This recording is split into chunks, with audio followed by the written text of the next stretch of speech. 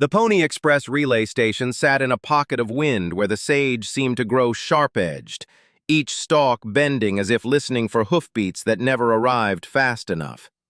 Far off, the horizon blurred into a pale promise of snow and distance, and up close the world was all grit, dust in the seams of leather, grit in the flour, grit under a man's fingernails when he tried to repair what the storms broke. The station was not a cheerful place. It was a working scar on the land, tended by exhausted hands and paid for in letters that mattered, even when the men carrying them died like ordinary horses. Lydia Harlow arrived before the cold truly set in, when the sky still held the color of late peaches, but the nights turned teeth-chattering quick. She had not come with wagons and loud promises. She had come on foot from the direction of a wash where the Apache spring-fed pools ran low, her boots caked with clay, her shawl wrapped tight against gusts that found every gap in buckskin. Calder Rusk would later say she looked like something the wind had carried in from a story no one else wanted to hear. Ezra Merritt, the station foreman, met her at the corral fence with an accountant's careful suspicion, as if he could measure danger by posture. He did not greet her with warmth. He greeted her with questions. Where was her husband? Why was she here? By what right did she claim the empty parcel of land beyond the mesquite line?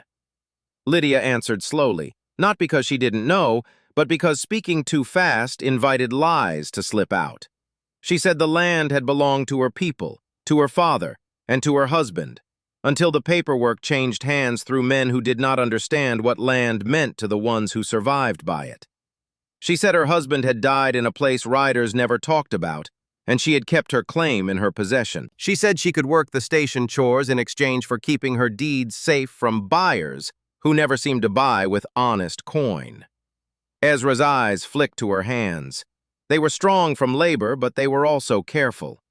Old burns marked the backs of them, and a small piece of cloth, stitched so thin it looked like a whisper, covered a spot where skin had healed wrong. "We got rules here," Ezra said. "This station runs on contracts. Pony Express runs on schedules. Land claims are for courts, not for women with a tail." Lydia's gaze stayed level. "Courts come after men stop killing each other," she replied. "Until then, the land is law." Calder Rusk first saw Lydia when she walked from the corral to the station house carrying a bucket of water, as if the bucket were a heavy prayer. He rode in just as the day's last light started to thin. His horse stamped and snorted, the animal's ribs showing through winter coat. Calder had the kind of look frontier folks called trail set.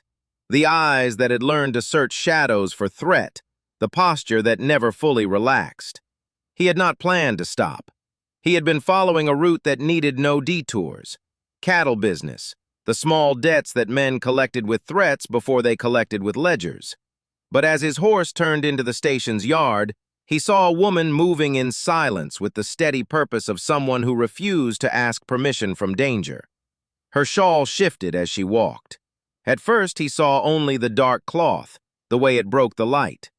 Then he saw the pattern at the edge, beadwork old enough to have been made by hands that carried memories. Calder did not know the meanings. He knew only that it was real.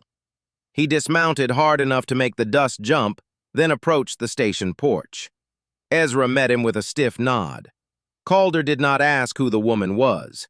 That was a habit. Ask too many questions and you announce your ignorance. Ezra cleared his throat. "Calder Rusk," he said, as if reading the name off a contract he didn't like. "You came for hay deals or for trouble?" Calder's jaw tightened. "Depends on what I find." Ezra jerked his chin toward Lydia. "She claims the land beyond the mesquite line. Claims it's hers. But there's talk. Talk makes buyers." "A buyer," Calder repeated. Ezra gave a tight smile.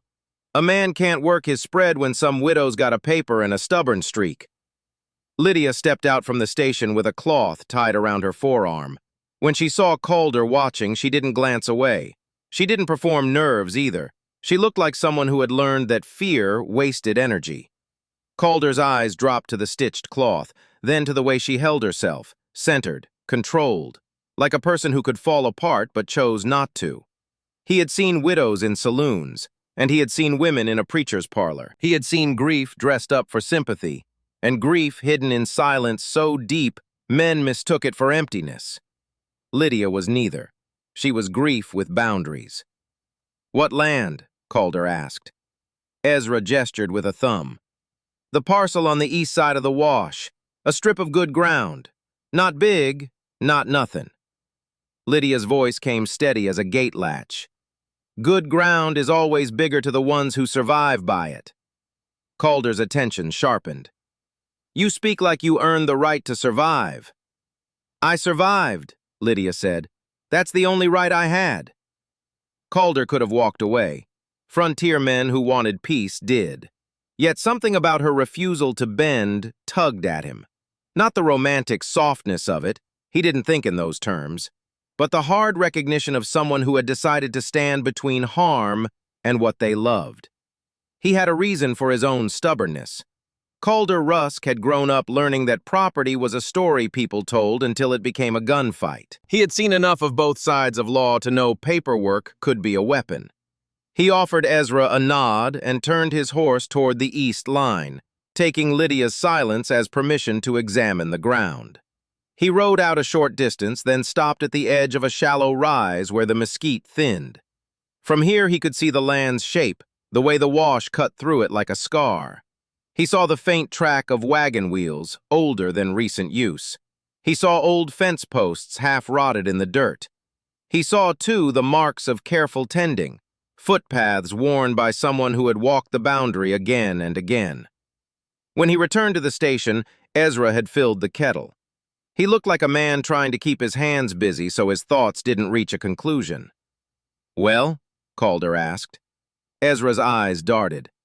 "I don't know what she's holding, but she's got folk backing her, and folk can be persuaded or paid. It depends on what kind of man you are." Calder looked toward Lydia. She stood by the door, shoulders square, waiting for chores or conversation, whichever arrived first. The wind lifted strands of her hair from her braid, and for a moment her face was fully lit. Her expression didn't ask for mercy, it asked for honesty. Calder took off his hat slowly. "I'm a man who pays what's owed," he said, "and I'm a man who doesn't let others steal with my name." Ezra's mouth tightened. "Careful," he said quietly. "In this country, a man's ally can be the same thing as his enemy, and a widow with papers can be dangerous." Lydia heard enough to understand the direction of their thoughts. She didn't look away from Calder when she spoke. "I'm not dangerous because I want blood. I'm dangerous because men keep deciding I don't count." That night, the station's routines filled the air with meaning. Riders arrived in bursts of breath and sweat, then vanished into darkness with a relay partner taking the next hard stretch. The station's stove burned low. The men's laughter was strained, like it had to fight exhaustion for its place at the table. Lydia worked in silence, feeding horses, mending harness, washing cloth in a basin that never stayed warm. She did not drink more than her share, did not flirt, did not ask questions beyond what she needed to keep herself safe. Ezra watched her more closely than the rest. Calder noticed, too. He saw that Ezra Merritt handled money with careful pride, like every coin was proof of his control. He saw that Ezra watched the doorway when Lydia moved away, as if guarding against theft. He also saw that Ezra's attention sharpened most when the station's mail pouch changed hands, especially when Lydia stepped near the office. On the second day of Lydia's stay, the mail arrived with a rider whose horse limped and whose face looked chalky under the soot. He handed the pouch to Ezra with hands that trembled from exhaustion and pain. Ezra took the pouch like it weighed more than leather. Calder stood near the window, boots planted, eyes tracking the foreman's movements. When Ezra set the pouch down on the desk, he did it with a suddenness that looked too practiced. Lydia approached quietly. "Where do you keep the station records?" she asked. Ezra's gaze snapped to her. "What records?" Lydia's voice didn't rise. "The ledger, the land notices, anything that shows who can claim this ground." Ezra hesitated just long enough for Calder to feel suspicion like a cold draft. "The ledger is here," Ezra said, though he shifted his weight as if guarding the drawer. Lydia's eyes went to Ezra's hands. They were steady now, but she had seen steady hands before. Steady hands that still hid something. "Show me," she said. Ezra's jaw worked. "We don't do show and tell." Calder stepped forward. He didn't raise his voice, he simply put his body between Lydia and the desk with the plain authority of a man who had spent his life making space. "We do it," Calder said to Ezra, "or we do without you and you can carry your own pouch on the next run." Ezra's eyes flashed. "Calder, you don't know what you're threatening." Calder's stare didn't move. "Then explain it." Ezra swallowed. For a moment it looked like he might tell the truth. Then he glanced toward the doorway, toward the darkness beyond the porch, as if listening for someone else. Lydia's posture shifted. She became still in a way that wasn't passive. She became like an animal that smelled wind for a second meaning. "There's someone out there," Lydia said. Ezra scoffed, but his scoff had no confidence. "Out there is wind. This is frontier." Lydia didn't argue. She simply stepped to the porch, feeling the air on her face. She heard it then, the faint scrape of boots on gravel, the pause that followed, and the way the night held its breath. Calder reached for the rifle by the wall. Ezra did too, slower, as if he'd prepared for the wrong kind of threat. The station's lantern flickered as a shadow moved near the far fence line. A figure stepped into the edge of light, then halted as if expecting the station to stay asleep. "Easy," the man called. His voice carried the confidence of someone who believed fear belonged to others. "I came to talk business." Calder stepped forward. "Name your business." Ezra's face drained slightly. He started. The newcomer lifted a hand. "No hard feelings. I'm here for land, for what's owed." Lydia's gaze pinned the man. She recognized the gait, the angle of the shoulders, the shape of a person who used other men's violence as a tool. She had met that kind before, the ones who hid behind paperwork and paid guns. Calder asked, "Whose claim?" The man's smile was thin. "The claim is simple. The land belongs to me on paper." Lydia's breath caught, just for a moment, and Calder saw it. He understood that this wasn't just money. This was a fight over survival. "What paper?" Lydia demanded. Ezra's voice tightened. "Enough." The newcomer laughed softly. "Enough? I've been patient, widow. Too patient. I've waited while you worked, and waited while you pretended you didn't know what the men in town can do." Lydia's hand moved under her shawl. Calder watched it with instinctive caution, ready for violence but unwilling to become the first to strike. Lydia drew out a folded scrap of parchment wrapped in cloth. It wasn't grand. It was worn, edges rough. The paper creased so many times it looked like it had been breathed over. Ezra's face went pale. Calder's eyes narrowed. "That's it," he said. The newcomer took a step forward. "That's what I wanted to see. Now hand it over." Lydia didn't obey.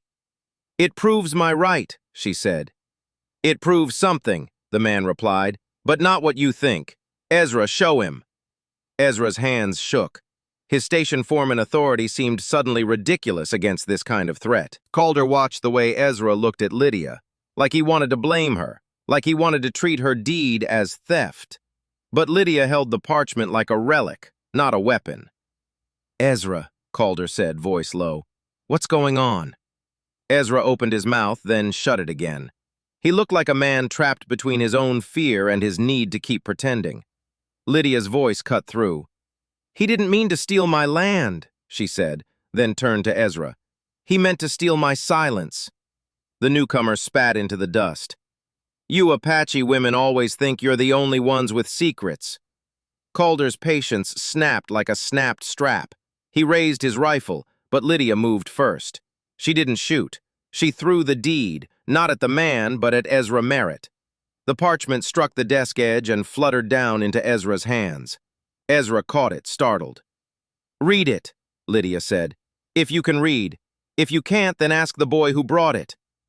Ezra froze, eyes scanning the paper. Calder leaned closer, hungry for the truth.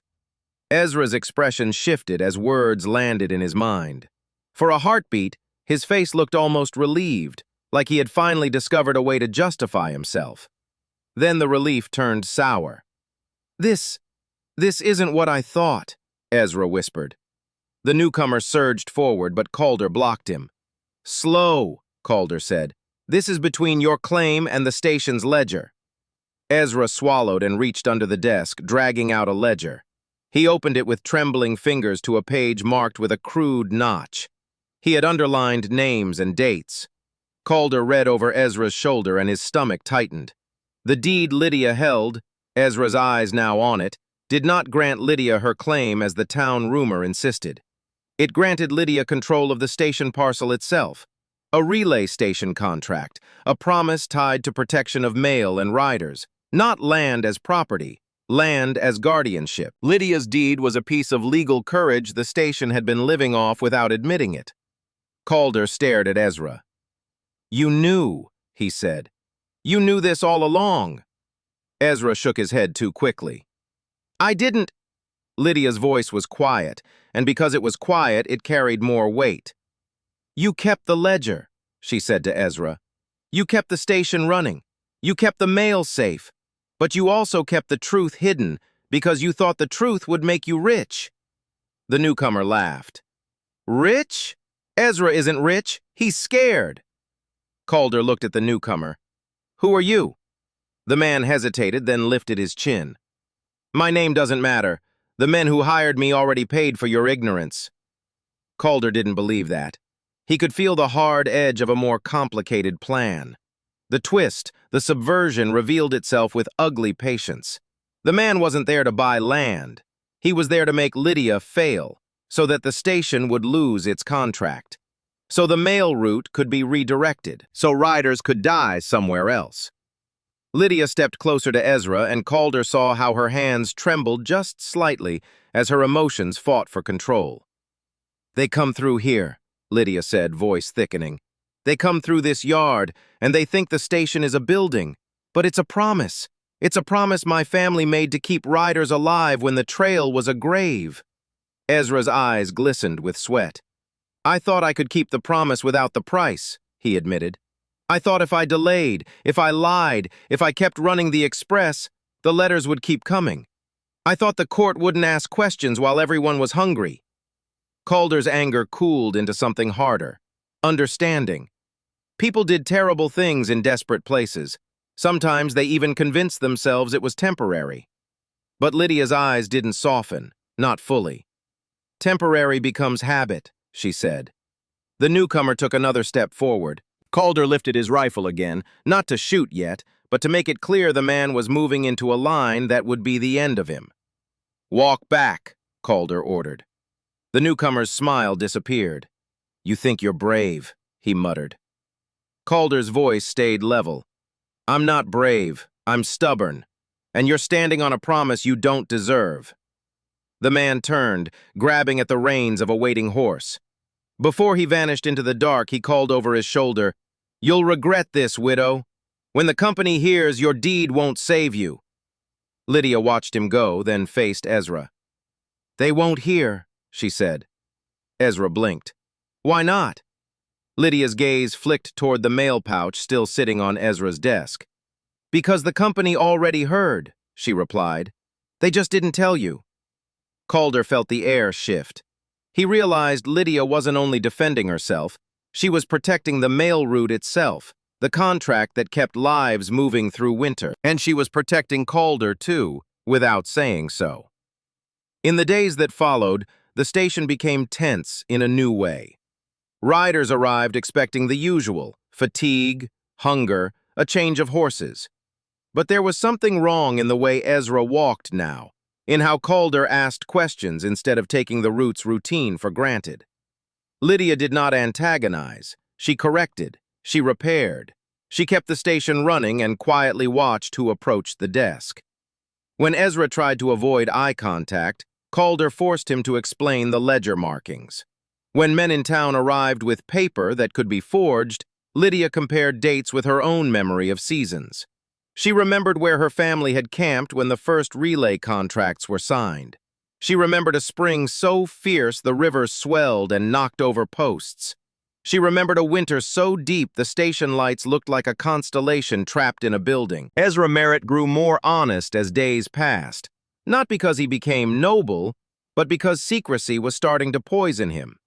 He began to admit the things he'd suppressed, letters from supervisors warning that the station would be audited, and that someone had been redirecting funds to keep the station pliable. Calder listened, jaw tight, refusing to let anyone pretend this was only about Lydia's land.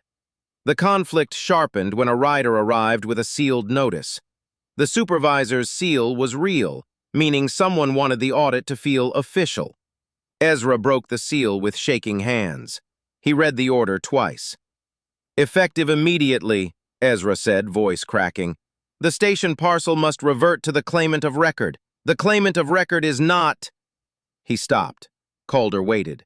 Ezra forced himself to finish. "It says the claimant of record is Calder Rusk." Silence fell like snow. Lydia's expression tightened. Calder's eyes widened, not with surprise at being named, but with disgust at the cleverness. They had turned the deed's guardianship into a trap. By forcing Calder into the audit, they made him complicit if Lydia lost. Calder stared at Ezra. "You're telling me someone used my name to steal this contract?" Ezra's hands flew to his face. "I didn't—" "You didn't stop it," Lydia corrected gently.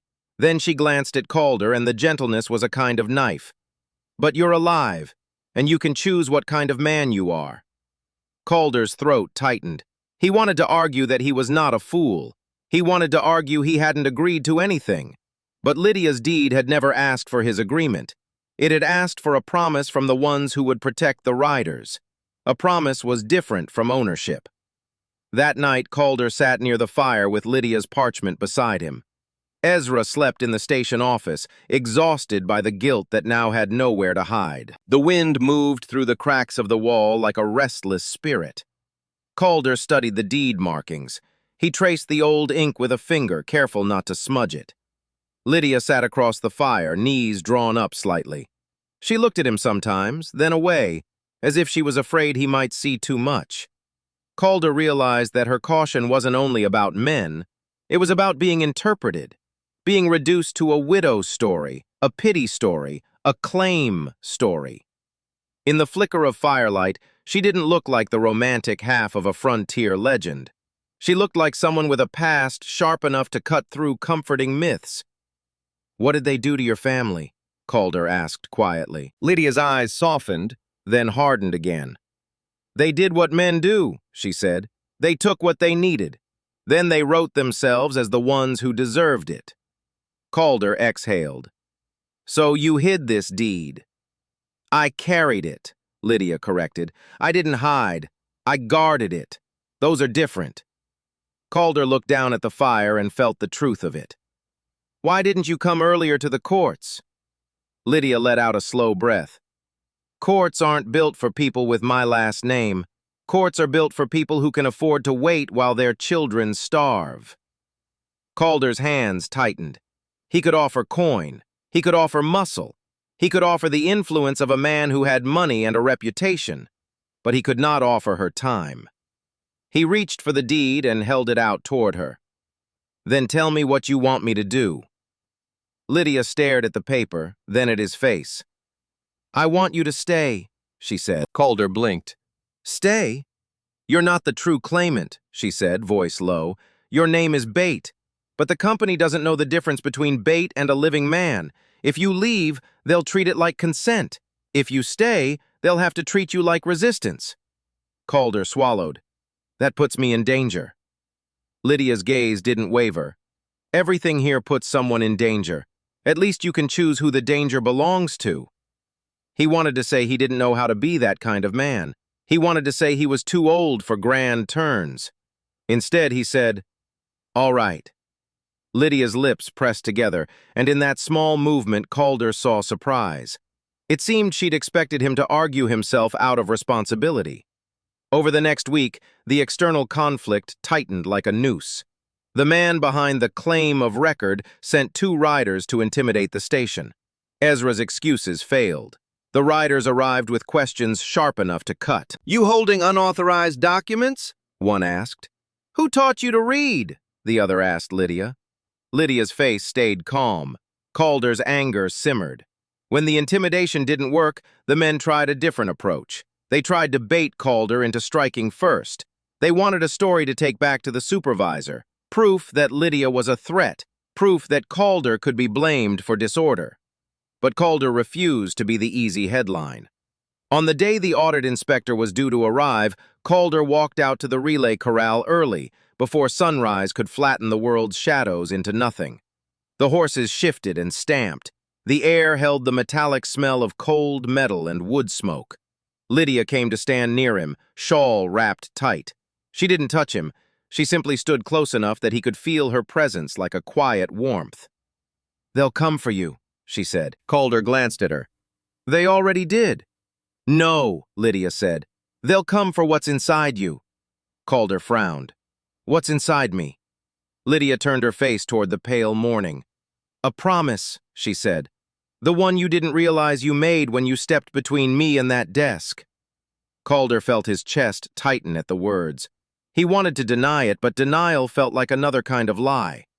When the inspector arrived, he came with the careful politeness of a man who believed power could be disguised as manners. He carried papers and a small revolver. He wore a clean collar under a rough coat, frontier clothes borrowed for the illusion of impartiality. Ezra introduced him, voice too respectful. Lydia stayed silent. The inspector asked for records. He asked for Calder's signatures. He asked questions that would allow him to write the outcome he wanted. Calder stepped forward before Ezra could answer. "I'll sign," Calder said, "but I want the deed verified by the station ledger and by the guardian clause." The inspector blinked. He hadn't expected Calder to understand the deed's structure. He hadn't expected Lydia to have educated someone in secret, to have kept knowledge alive.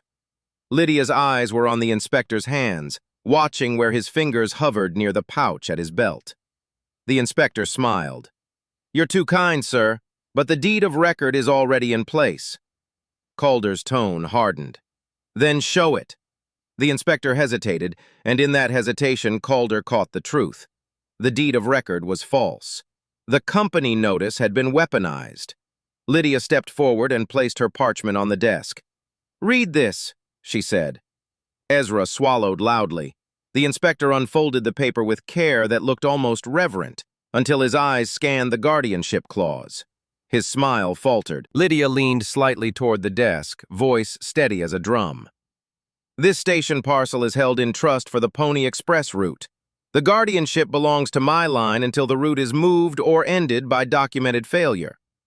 The inspector's face tightened. "Your line," he repeated. Lydia nodded. "Apache," she said clearly.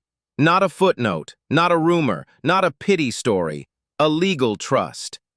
The inspector looked at Calder, then at Ezra, searching for a way to restore the outcome he wanted. Instead, he found a problem. Lydia's deed didn't match the town's narrative. It matched history, blood history, trail history. The external conflict exploded in a way no one expected, not as gunfire at first, but as a moral trap. The inspector reached into his pouch and produced a different document, an amended transfer, dated recently, with signatures from men who were not present at Lydia's arrival. He held it up like proof. "Here," he said, "this is the company's update. The trust was dissolved." Lydia's eyes narrowed. Calder saw her jaw clench. He saw the fight behind her restraint. "This is false," Lydia said. The inspector's voice stayed smooth. "Then contest it in court." Calder's anger surged. "Court," he said bitterly. "By the time court decides, winter will have killed half the route. The company knows that." The inspector's smile became thin. "The company decides what keeps the contract profitable." That was the moment Calder realized the deepest subversion. The Pony Express wasn't just danger and romance, it was commerce with casualties built in. The station wasn't only threatened by thieves, it was threatened by a system that could justify neglect with paperwork. Lydia's face remained controlled. Calder expected her to explode, to demand revenge. Instead, she did something stranger. She reached into her shawl and removed a small bundle of cloth. Inside it, a stamp and a lead seal impression. The inspector stared. "What is that?" Lydia's voice was quiet but absolute. "A seal," she said, "and a record, because my people didn't only survive storms. We made sure our guardianship could be verified." Ezra made a sound like a choke. He knew then. He knew what he had tried to hide. Lydia opened the ledger Ezra kept, the one he had used to feed his secrecy, and showed a matching seal impression in the margins. Not just ink, not just handwriting, real physical trust. The inspector's politeness cracked. His eyes flicked toward the door, toward an unseen contingency, toward the men who had tried to hire intimidation earlier. Calder understood the twist in full. Lydia's deed had been weaponized against her on paper, but her trust documents were built to survive that weaponization. The men had planned to make her lose by forcing the wrong kind of authority. Lydia had prepared for the wrong kind. It was a kind of love, too. Love for her line, love for riders, love for the idea that care could be legal. The inspector cursed under his breath. "You can't," he started. Lydia cut him off. "I already did," she replied. She turned to Calder. "Now you sign the audit of guardianship verification, not to claim the land, to confirm the trust that protects it." Calder's throat tightened. He took the pen. He signed, but his signature felt like a vow. Outside, the sky darkened, clouds rolling like heavy quilts across the horizon. A storm threatened, the kind that could turn a trail into a grave overnight. The inspector left in a hurry, escorted by Ezra's trembling apologies that no longer sounded sincere. After the inspector departed, the station's air changed. Ezra collapsed into a chair as if his bones had been holding him up by guilt. Lydia sat across from him, her expression unreadable.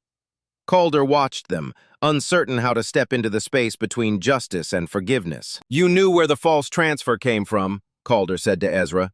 He didn't shout. He didn't need to. His disappointment was a sharper weapon than his rifle. Ezra's eyes filled. "I didn't start it," he admitted. "But when I saw a way to save myself, I let it happen. I told myself I'd fix it when the company came. I told myself I could delay the truth until I could bargain my way out." Lydia leaned forward slightly. "You gambled with riders," she said. Ezra looked at the floor. "I didn't think it would reach this far." Calder's voice softened despite his anger. "You thought you could control the outcome, but you can't control what kind of monsters people hire when they're desperate for profit." Ezra flinched at the word. Lydia's eyes shifted toward Calder then. In that glance, Calder felt something shift in his own chest. It wasn't love, not yet in the way poets described. It was recognition, the kind that made him stop treating Lydia's boundaries as obstacles. After the storm broke, the station fought for survival. The roof strained. Water seeped through the cracks. Wind screamed around the corners. In the chaos, the romance Calder expected didn't arrive as a grand gesture. Instead, it arrived as shared labor. Lydia climbed onto the porch with a coil of rope in her hands, knuckles raw from cold. Calder grabbed a board to brace the roofline. Ezra brought tools, moving slower now, as if every action carried consequences. When Lydia slipped on wet wood, Calder caught her by the waist before she hit the floor. His grip was firm, his body moved without permission from his mind.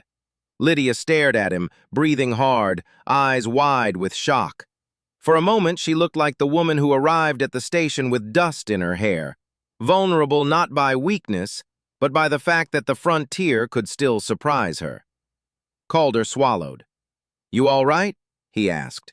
Lydia's voice came rough. "I am."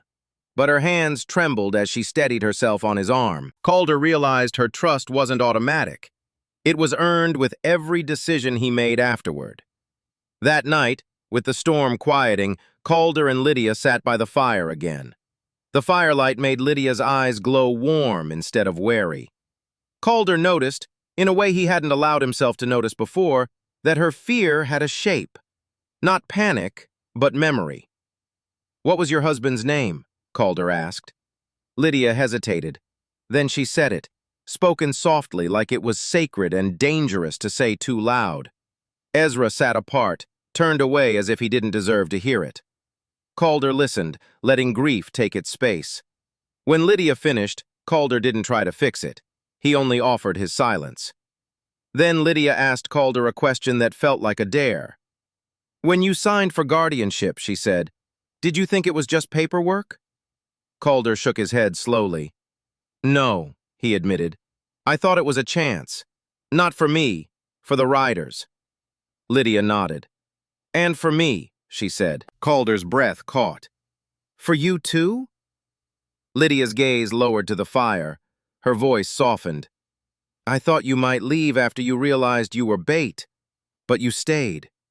You didn't ask me to become smaller so you could feel safe." Calder felt heat rise behind his eyes. He hated being sentimental. He hated being moved. But her words hit a place in him that had been shut for years. He wanted to tell her about the loneliness he carried, not the kind that belonged in taverns, but the kind that made him sleep with his boots on, because a man never knew which road would turn into a trap. He wanted to tell her he had never expected to find companionship in a station built on brutal schedules. Instead, he asked quietly, "What do you want next?" Lydia looked up. Her eyes held both doubt and hope in equal measure. "I want my land to stop being a fight people use. I want the riders to keep living long enough to become stories worth repeating." Calder nodded. "Then I help you." Lydia's mouth curved in something like pain. "Help isn't a promise that lasts." Calder leaned forward. "Then make it last," he said. She stared at him, still cautious. "How?" Calder reached into his coat and pulled out a folded document. It was a deed transfer, not of land ownership, but of operational guardianship authority tied to the station contract. He had prepared it earlier, after the inspector tried to redirect the audit. He had done it without telling anyone because he didn't want credit. He wanted insurance. Lydia's eyes widened slightly.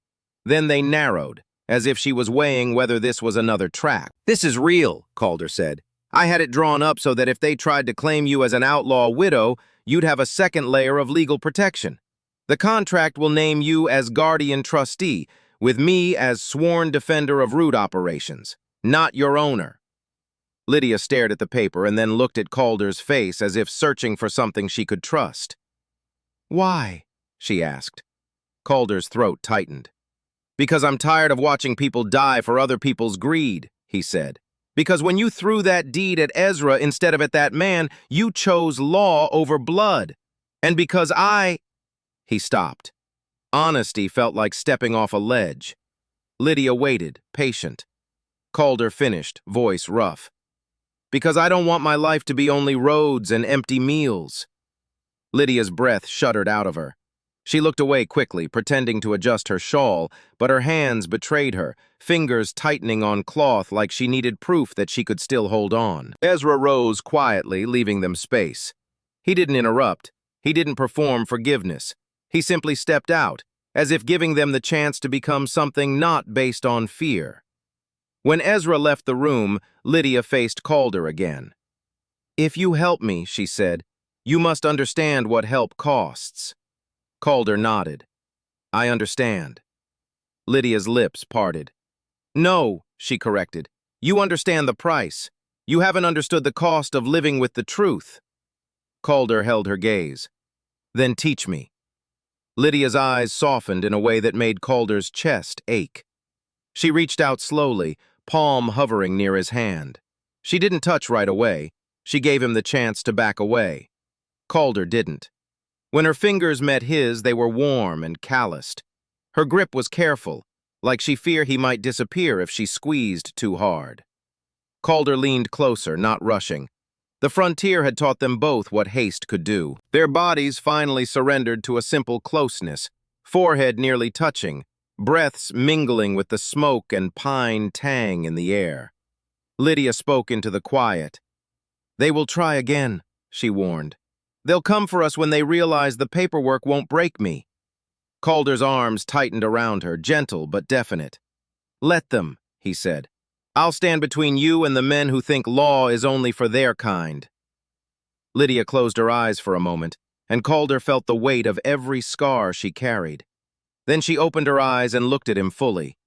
"There's one more thing," she said. Calder's heart jumped. "What?" Lydia reached under the shawl and withdrew a small object, a thin brass piece worn smooth by time. On one side, there was a stamped mark, an old relay emblem. Calder recognized it, not because he'd seen it often, but because it matched stories the oldest riders told in half-laughs. A legend about how the first Guardians had used a token to prove protection when words failed. Lydia set it into Calder's palm. "This belonged to my family," she said. "I kept it for the day someone tried to rewrite the truth. Now I give it to you." Calder stared at the token, then at Lydia. "So I'm your second layer?" Lydia nodded. "And you're my third," she corrected, "because I trust your choice. The rest is paper." At dawn, the station looked different. Not magically safe. There was still wind, there was still dust, there were still dangerous men somewhere beyond the line. But the air carried a steadier truth. Ezra returned to the office and, with trembling hands, began writing a candid station report. He included Lydia's guardianship clause. He included Calder's sworn defender language. He included the inspector's false amended transfer attempt. Ezra didn't ask for forgiveness. Calder didn't offer comfort beyond action. Lydia didn't soften into sainthood.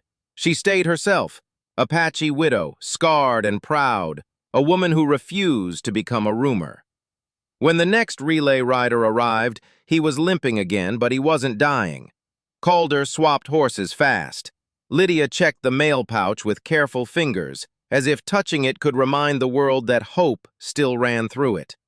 The rider asked, "Is it true? They say the station belongs to a widow." Lydia's mouth curved, humor sharp as flint. "The station belongs to the road," she said. "The road belongs to those who protect it."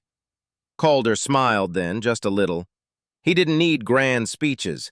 As the rider mounted and vanished into the brightening sky, Lydia turned to Calder. "We'll be ready," she promised. Calder took her hand again. "Ready for what?" Lydia squeezed once. "For the men who think love is weakness," she replied. "For the storms that think courage is a myth. For the next lie they try to make legal." Calder's eyes warmed. "And for you," he added, because now he didn't want to be vague. He wanted her to know she was not only defended, she was chosen. Lydia's gaze held his, wary and bright. Then, quietly, like a prayer meant only for the two of them, she leaned into his chest. The Pony Express would keep running. The frontier would keep biting. But in the station where paperwork had tried to turn survival into a crime, an Apache widow and a cattleman turned guardianship into something sturdier than romance, something that could withstand the shock of a world built to break hearts. By the time winter eased into a thinner cold, Lydia and Calder were no longer asking permission from the land or from the men who ruled by rumor. They were building routines around each other. Breakfasts shared on the porch, careful planning in the office, and handshakes with Ezra that meant survival didn't require silence. And when the road demanded its next payment, Lydia didn't hand over her trust to keep living. She kept living, and made the promise between them harder to steal.